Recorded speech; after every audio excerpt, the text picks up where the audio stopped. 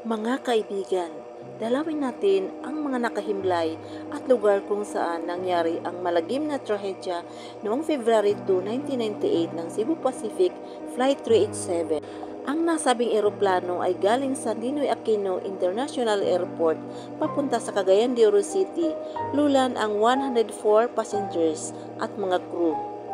Ayon sa balita ng Air Traffic Organization, dahil sa sobrang kapal ng ulap, ay hindi nakita ng piloto ang napakataas at napakalaking bundok ng Mount Sumagaya dito sa Claveria, Misamis Oriental. At dito sa napakataas at napakalaking bundok ng Mount Sumagaya sumalpok ang eroplano Flight 387 ng Cebu Pacific.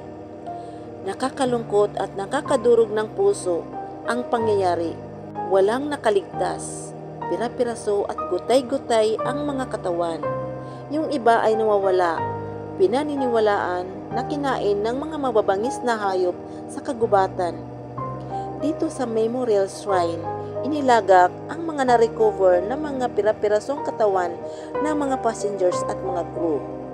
Nakasulat dito sa Memorial Shrine ang 2 February 1998, Death leaves a heartache. No one can heal. Love leaves a memory no one can steal.